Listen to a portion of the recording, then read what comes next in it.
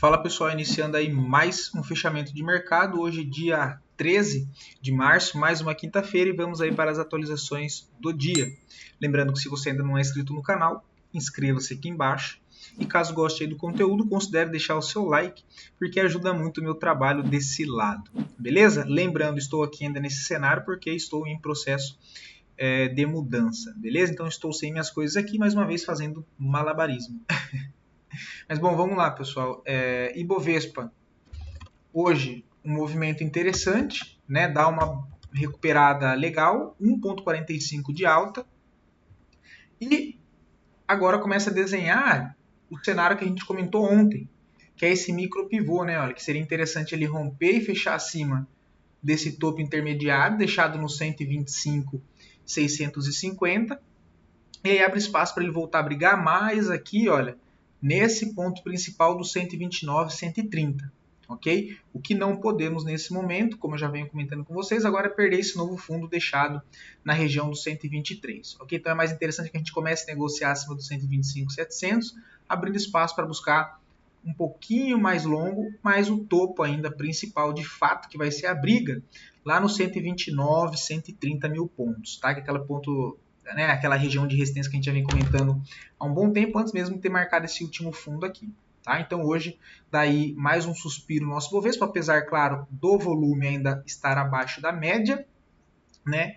Mas é mais importante que a gente volte a brigar mais para cima do que ficar brigando aqui próximo a essa região do 122, né? Que é o fundo. Dito isso, olhando o dólar, ele segue totalmente lateral, tá? O dólar não tem nada para nós comentarmos, segue ainda totalmente congestionado, tá? Muito sem volume o dólar. Tem suporte no 5.720, tem resistência no 5.950, tá? Bem feio o gráfico. Partindo lá fora, rapidamente, a gente tem o S&P, que segue feio, tá, pessoal? Hoje, mais uma queda de 1,40, tá? Isso preocupa. Então, mais uma queda, perde fundo, né? Aciona mais um pivôzinho de baixa, abre alvo lá no 5.390 e o viés de baixa para o curto prazo, tá? O índice da Nasdaq bem feio também, caindo aí mais forte ainda, 2,10 de queda, acionando, né? Acionando não, que ainda não acionou um pivô, né? Ele precisa romper um pouquinho mais para baixo dos 17.230, mas também gráfico bem feio, tá? Quebrando a estrutura de alta e, cara, de fato continuando essa tendência de baixa no curto prazo, sem demonstração de defesa compradora nesse momento, tá? A gente começa a olhar próxima zona de suporte para o Nasdaq, só lá nos 16.600, o que é um cenário bem feio. Olhando o petróleo, também segue ainda bem fraco, cara de congestão com leve repique para continuar a cair, né? É o mais provável. Se perde 68 dólares, aciona um novo pivô de baixa, que abre espaço para buscar os 65, e aí ele sai de toda essa congestão ampla que ficou preso aqui um bom tempo, aí desde setembro de 2024, e abre espaço para buscar os 65 dólares. O minério de ferro ainda segue mais travado, congestionado, né? Também estruturou aqui uma lateralização, tem suporte nos 95, tem resistência entre os 108 e 113. Temos o DXY, ainda segue aqui nesse processo de correção, mas dentro de um viés de baixa, né? Por enquanto nada para fazer. Temos o DAX, segue o processo de correção, também formando uma lateralização em topo. Hang Seng também correção em topo, né? Processo normal por enquanto. Bolsa da Rússia, desenhando aquele cenário que a gente comentou por enquanto, ao invés dele ir tentar fazer a movimentação de alta, que igual aconteceu com o Ibovespa, pelo contrário, ele vem para perder fundo, tá? Se hoje fecha abaixo dos 3.130, 125, ele aciona um pivôzinho de baixa e tem um gapzinho para ser fechado um pouco mais abaixo, mas de qualquer jeito deixa o cenário um pouco mais negativo. O Dow Jones, tá? Uma queda também de 1,34, muito feio o gráfico, tá? Aqui não tem zona de suporte próxima. Outra zona de suporte do Dow Jones é só lá embaixo nos 40 mil pontos, tá? Cenário bem feio, cara, lá fora. Enquanto isso, a gente vê quem? O ouro, meus amigos, mais uma alta de 1,67. Então já venho falando para vocês, novamente, desde aquela última alta do S&P, alertando sobre movimento de alta com volume caindo e volume de venda maior. né? Sendo que era um movimento de compra. Lateralização em topo, que não consegue romper a resistência, não consegue acionar um novo pivô de alta, pelo contrário, perde fundo da congestão, faz um pivô de baixa no curto prazo, ou seja, entendendo todo aquele processo de lateralização em topo sendo como uma distribuição, e pelo contrário, a gente vê um cenário um pouco mais de incerteza lá fora, pelo menos nesse momento, e a gente vê ouro e prata subindo, tá? Então, subindo forte, né? Para esses índices subir 1,5%, 2% num dia, que tem a volatilidade baixa, é considerado uma alta interessante. Tá? Então, a gente vê esse cenário de incerteza permanecendo lá fora, mas antes com o S&P subindo e agora com o S&P caindo, e a gente vê ouro subindo, né, já numa tendência de alta aí no médio prazo também. Então, sempre vale aquele alerta para ficar com o sinal de atenção ligado, tá? Porque a gente vê os principais índices mundiais, né, caindo, cenário de incerteza, e a gente vê ouro subindo, tá? Então, esse sempre é um sinal aí de alerta, beleza? Mas, ouro renova a máxima histórica, né? E abre espaço para buscar o nosso alvo lá na região dos $3.030, que ainda é o último alvo do rompimento dessa congestão. Depois a gente projeta um outro alvo para o ouro, tá? Inclusive o nosso alvo projetado é em confluência também com a linha de retorno desse canal de alta de médio prazo aí no ouro, tá? Aqui em cima, 3.030. A prata, uma alta um pouco mais forte, 1,70, vem desenhando aquele cenário que eu trouxe para vocês há 2 semanas atrás, que é esse pivô alinhado com o rompimento dessa congestão mais ampla. Abre espaço para buscar a região dos 35, 36 dólares, e aí sim a prata começa a ganhar espaço livre para trabalhar um pouco mais tranquila aqui para cima, tá?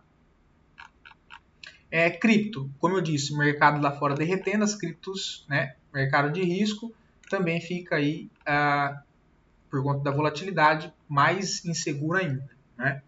Bitcoin caindo 3,95, possibilidade de armar um pivôzinho de baixa, aí busca 72 mil dólares e 67, são as próximas zonas que devem ser retestadas, que inclusive é o nosso ponto-chave, né, da análise ali do Bitcoin.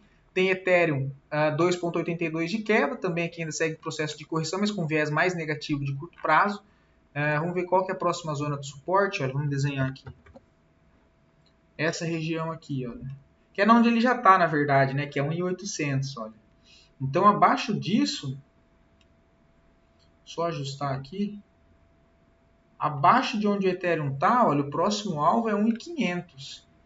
Né? Já não é um cenário tão interessante, oportunidade para quem ainda não tem ou está montando posição, aí já é um caso melhor do que já tem uma posição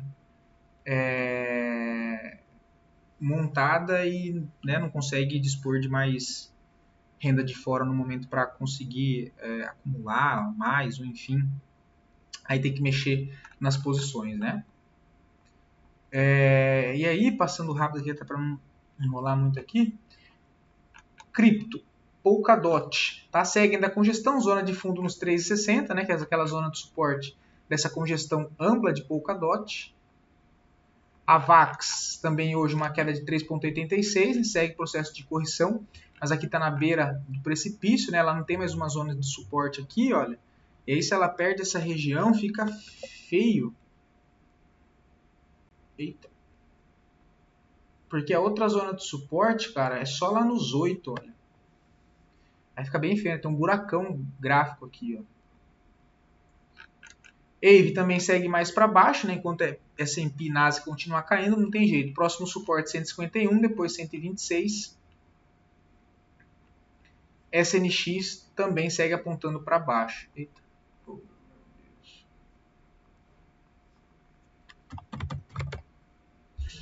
Ondo também ainda segue com viés mais para baixo. Perdeu bastante força também, né?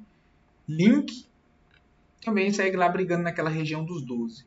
Voltando para nossa bolsa, as duas melhores performances do dia de hoje, né? As duas melhores performances no dia de hoje, em sequência as duas piores performances e depois a análise a pedido de vocês. Beleza? Então, mais uma vez, muito obrigado pela participação, pelos feedbacks, enfim, pelos comentários. E lembrando, caso você aí do outro lado gostaria de ver a análise de alguma ação em específico, é só comentar aqui, né? É só deixar aqui nos comentários o nome da ação, o nome do ativo que você gostaria que fosse analisado e eu trago a análise pro dia seguinte, ok? Dito isso, B3SA3 hoje abre com uma alta, com gap, né? Chega a fechar aí com 10,5% de alta. E pelo semanal, ele só adiciona um pivô, ele começa a ficar interessante para cima, acima ali dos 11,70, tá? Dos 11,70. Mas aí tem que esperar romper e esperar um pullback, né? Porque ela sai para romper esse ponto de resistência muito longe do último fundo, né? Olha, foi esse fundo aqui. Então ela sai daqui de baixo, olha, e chega para romper já esticado, tá? Então deixa romper, corrigir, a gente usa as médias, mas por enquanto não tem nada interessante, apesar da forte alta de hoje, e também um volume, né, um pico de volume comprador monstruoso que chama atenção dentro do papel, que ganha espaço ali acima da região dos 11,70, 12 reais, começa a ganhar um espaço aqui mais livre, para quem sabe entregar uma movimentação um pouco mais direcional, tá? Temos CMIN 3, que chegou a subir forte no dia de hoje, né? Chegou a subir aí mais de 12%. Fecha o dia devolvendo um pouco mais de 50% de toda a alta do dia. Nesse momento, não vejo assim nada muito interessante, tá? Teria que ficar mais alguns dias aqui lateral, sobe mais um pouquinho andando de lado, né, se arrastando, até essas médias aqui se aproximar do preço para tentar algum trade de correção, tá? Mas por curto prazo, por enquanto, não tem nada, mas vale atenção aí pro ativo, tá? Que pode dar oportunidade. Apesar de não ter nada ainda, é um ativo que vale a pena começar a acompanhar um pouco mais de perto, agora que romper essa congestão aqui para cima, tá?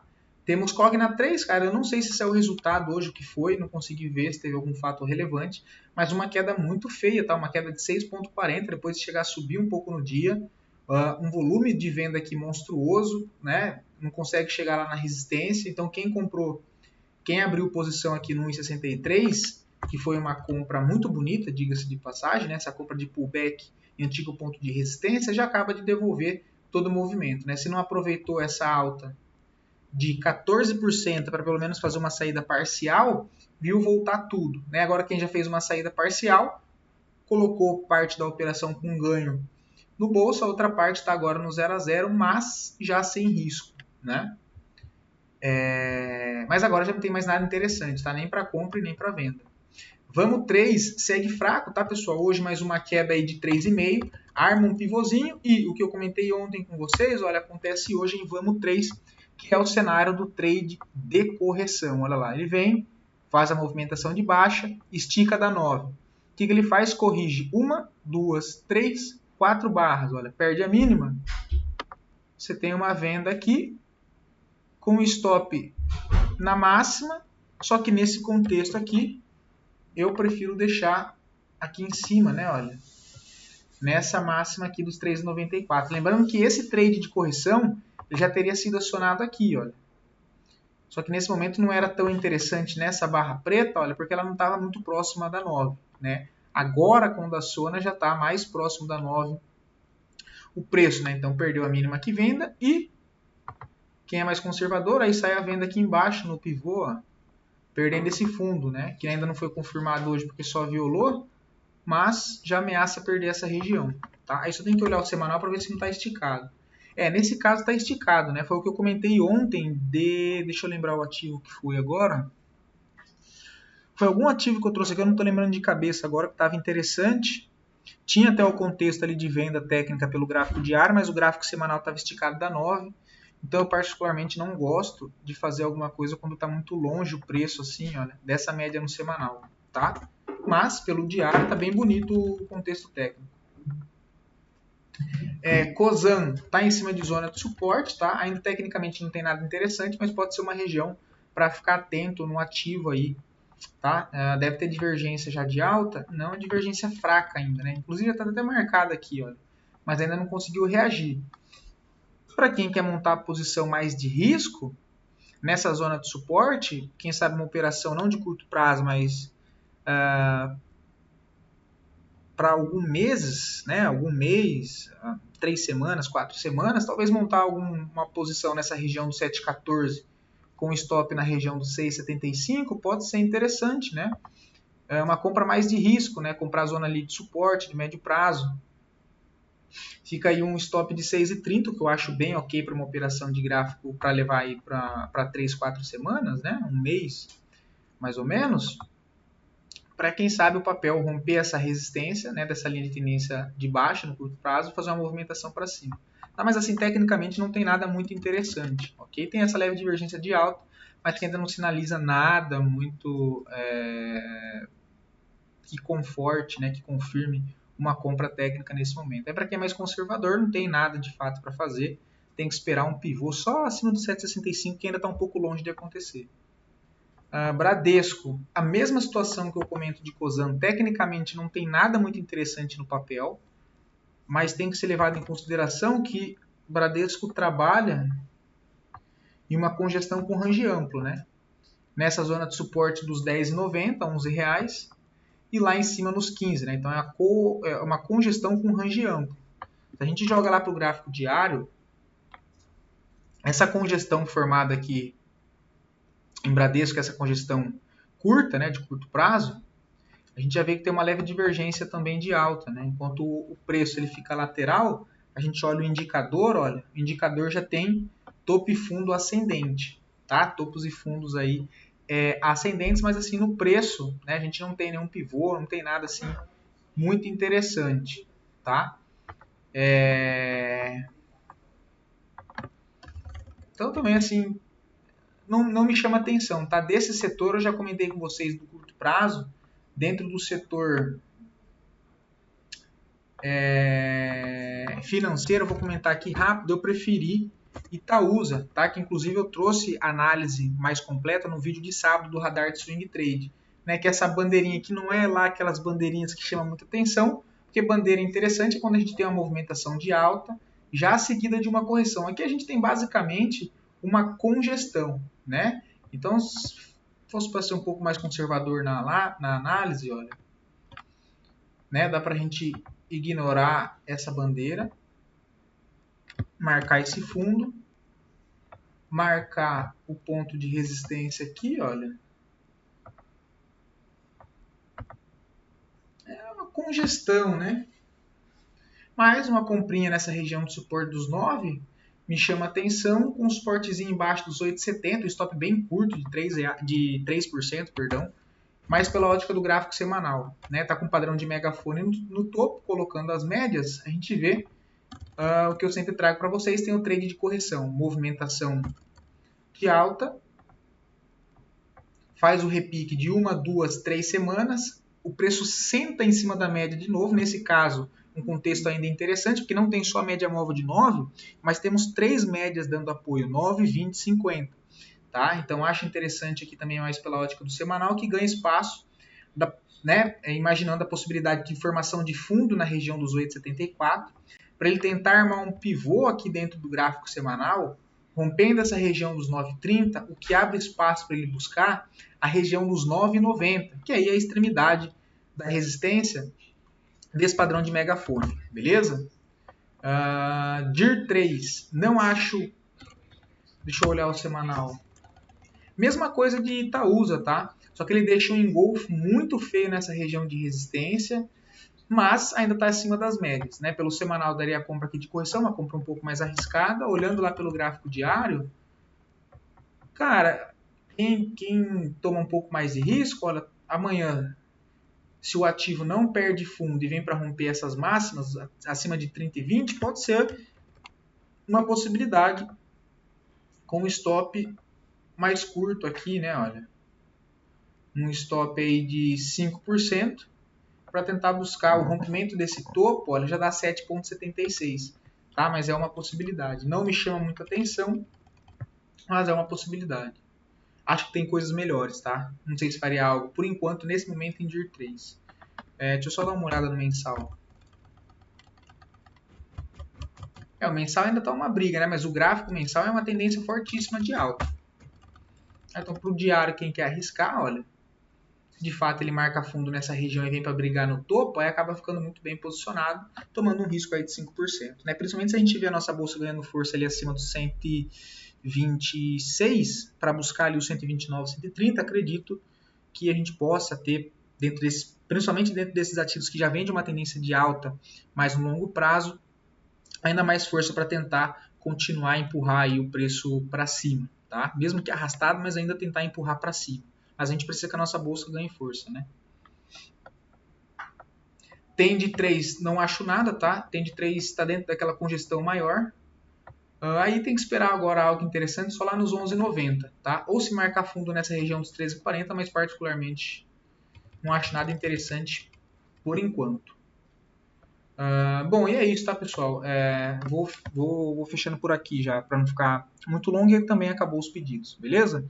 Então, bom descanso, fico sempre à disposição de vocês lá pelo meu Instagram ou aqui pelos comentários, enfim. É fácil de me achar e do mais. Bom descanso aí, fiquem com Deus e até o próximo vídeo.